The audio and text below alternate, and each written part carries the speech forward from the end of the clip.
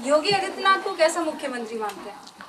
मैं तो बहुत अच्छा मानता हूँ, क्योंकि जो काम हुए हैं, सबसे पहले जो मतलब जो गुंडागर्दी थी, जो क्राइम था, वो रेट लिस्ट आप रेटिंग देखिए। दूसरी चीज़, स्कूल्स का आपने जो वो देखा है, मुझे तो बहुत अच्छी चीज़ लगी कि आप टीचर जाके सेल्फी खींचते हैं और फिर भेजते हैं पोर्टल पे। मुझे तो बड़ा मज़ा आता है इस चीज़ों में।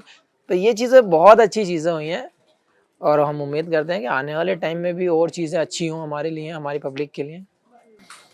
वंदे मातरम अगर कोई एहतराम नहीं करेगा तो 3 साल की सजा। आपको एतराज है वंदे मातरम गाने से, पढ़ने से? क्या फ़र्क, क्या उसमें क्या हो जाना है? मैं तो नहीं बदल जाना। अगर एक, ये तो हमारे दीन में भी है, हमारे ईमान में भी है, अगर आपकी गवर्नमेंट, आपकी सरकार किसी नियम को लागू करती है तो आपका हक है वो मानना। तो इसमें तो धर्म या जात से कोई फ़र्क नहीं पड़ता। वंदे मातरम हो, कोई कहता है जय हिंद कहने में दिक्कत है, किसको दिक्कत है? मुझे तो नहीं लगता होनी चाहिए। या अगर मैं आज भारत माता की जय कहता हूँ तो मेरा क्या बिगड़ जाना है? मेरी कंट्री का नाम है। मैं तो कहता हूँ इन चीज़ों में क्या फ़र्क पड़ जाना है?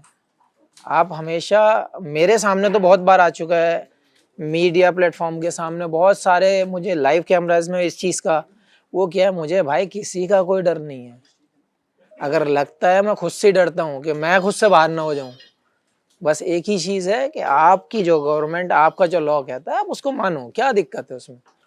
बहुत बहुत सख्त और बहुत साफ सुथरा मैसेज यहाँ पर। प्रिया, कोई सवाल नहीं? शमी, क्योंकि आपको पूरी दुनिया फास्ट बॉलर के तौर पर जानती है, लेकिन 11 साल की आयरा के लिए मोहम्मद शमी क्या है? मैं भी ऐसा ही हूँ, जैसे नॉर्मल लोग माँ बाप होते हैं, सब ऐसा ही हूँ। मैं हमेशा बस यही दुआ करता हूँ कि उसका फ्यूचर अच्छा हो, उसका कैरियर अच्छा हो, और कोशिश करता हूँ कैसे और कब और कैसे उसको फैसिलिटी दी जाए। आखिरी बार मुलाकात कब हुई थी आपकी उनसे?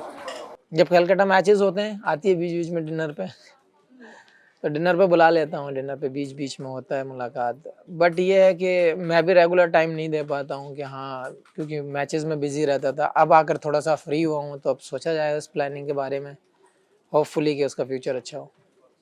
आपके फ्यूचर का क्या करें? मेरा फ्यूचर टचवुड, अल्लाह करा मैं यहीं बैठा हूँ आपके सामने, यहीं बैठ जाऊंगा आगे जब कुछ नहीं मिलेगा। नहीं तो कोई मिसेज शमी जल्दी आने वाली है नहीं? अरे यार, अब नहीं, बस माफ करो गुरुजी। इतना खौफ है आपको शादी से? बहुत, एक ही बहुत है। चलिए आगे बढ़ते हैं। इन नामों को सुनकर शमी को क्या बात याद आती है? बदरुद्दीन सिद्दीकी।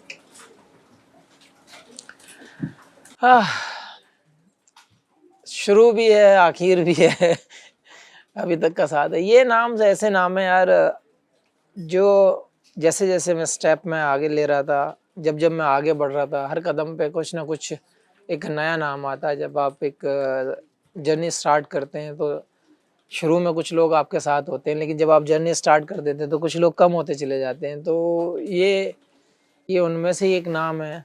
कोच आज तक मेरे साथ हैं, जिस क्लब को मैं खेला हूँ वो मेरे साथ हैं, जिनके अंडर खेला हूँ वो कोच मेरे साथ है। तो अभी ये तीनों नाम ऐसे नाम हैं, मुझे पूरी जर्नी याद दिला देंगे कि पहले दिन से लेके और आखिर तक किस किस स्टेप को मैंने पार किया है, कब कब मैंने किसके साथ रहा। मोहम्मद शमी की नजर में सबसे बेहतरीन कोच कौन है? शास्त्री, कुंबले, द्रविड़ या गंभीर? कंपैरिजन करना थोड़ा डिफिकल्ट है चीज़ों को। गौती भाई के अंडर में उतना खेला नहीं हूँ, क्योंकि उतना मैं मैचेस नहीं खेला हूँ। राहुल भाई के साथ अच्छा टाइम स्पेंड हुआ है, अनिल भाई के साथ। लेकिन मैं अगर इन चार में से एक चूज़ करना पड़ेगा तो मैं रवि भाई को करूँगा, क्योंकि वो फ्रीडम, वो मतलब जो एग्रेशन दिखता है ना एक प्लेयर में, कि जब फाइट करते हैं, मैच खेलने जाते हैं, तो वो उनमें बाहर से दिखता है। आज भी उनमें वो दिखता है कि नहीं, हाँ कि हाँ कर डालना है, ये कर डालेंगे। ऐसे एक प्लानिंग में जोश दिखता है उनके, उनका बात करने का जो तरीका है, उनका जो फ्रीडम देने का एक तरीका है कि हाँ जो भी होगा मैं देख लूँगा, आप ये प्लान हुआ है तो वो टीम के साथ है। तो वो सब चीज़ें बहुत क्लियरिटी के साथ, बहुत ओपन और सबके सामने चीज़ों का एक्सेप्ट करना, वो रवि भाई का थोड़ा सा अलग एक वे रहा है, लेकिन कोचिंग के मामले में मुझे नहीं लगता कि कोचिंग के मामले में रेटिंग दी जा सकती है। लेकिन पर्टिकुलर अगर इंसान की अगर हम बात करते हैं तो मुझे लगता है कि रवि भाई कुछ ज़्यादा ओपन करके बात करते हैं। अच्छा, वैसे अच्छे कोच की डेफिनेशन क्या हो? मुझे तो समझ नहीं आई, मुझे तो समझ नहीं आई, क्योंकि इस लेवल में मुझे नहीं लगता, जब आप एक नेशनल टीम के साथ होते हैं, जब आप कंट्री को रिप्रेजेंट करते हैं, तो मुझे नहीं लगता कि वहाँ पे कुछ कुछ आपको सिखा सकता है। Extraordinary. हाँ, ऐसी कोई कोचिंग नहीं है जो वहाँ पे आपको सिखा सकती है। वहाँ पे एक मुझे ऐसा लगता है कि आपकी जो कमियां चल रही हैं, जो आपके जो जो मिस पॉइंट हैं, मुझे लगता है कि वो नोटिस करने वाला इंसान चाहिए। वही एक अच्छा कोच होगा कि आप यहाँ पे ये चीज़ मिस कर रहे हैं और आपकी रियलिटी ये है। वो अगर आईना दिखा सकता है तो मुझे लगता है वो ज़्यादा बेटर कोच होगा।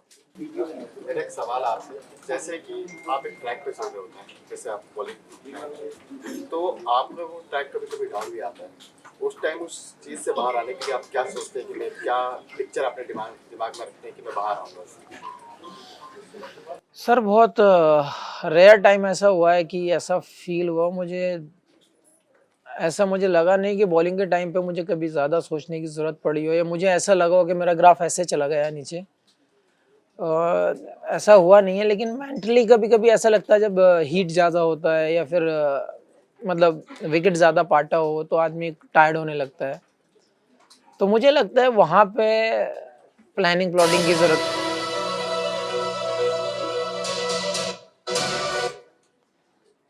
तो वहाँ पे थोड़ी प्लानिंग प्लॉटिंग की ज़रूरत पड़ती है। तो वहाँ पे मुझे लगता है वहाँ कोच का सपोर्ट लगता है, तो वो सब चीज़ों के लिए बहुत ज़रूरी है। मुझे कभी ऐसा लगा नहीं वैसे। और जैसे हमारी इंडियन पेस जो है हमेशा से मीडियम पेस रही है, अभी हाल फिलहाल दिनों में फास्ट बॉलर्स आए हैं, तो इंजरीज भी बहुत होती हैं उनको, उनके लेकर क्या राय हो, मतलब क्या है?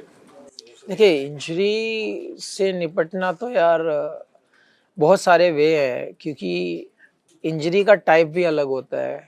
कुछ लोगों को एक्शन की वजह से होती है, कुछ लोगों को एक्स्ट्रा फोर्स की वजह से होती है, कुछ लोगों को ओवरलोड की वजह से होती है। तो हमें ये देखना पड़ेगा कि इंजरी है किसके कारण, तो वो बहुत ज़रूरी है। तो बहुत सारी चीज़ें कैलकुलेट एक साथ हो जाती हैं। अब एज ए व्यूअर्स अगर मैं आपसे पूछूंगा तो आप कह दोगे कि हाँ ये बॉलर बहुत इंजर्ड रहता है, लेकिन क्यों रहता है उसको नहीं पता है, रीज़न क्या है। वही जो हम कोच की बात कर रहे थे, वही एक रीज़न है, वही एक जगह है जहाँ कोच को नोटिस करना पड़ेगा, वहाँ पे वर्कलोड मैनेज करना पड़ेगा और उसी के हिसाब से टीम को चलाना पड़ेगा।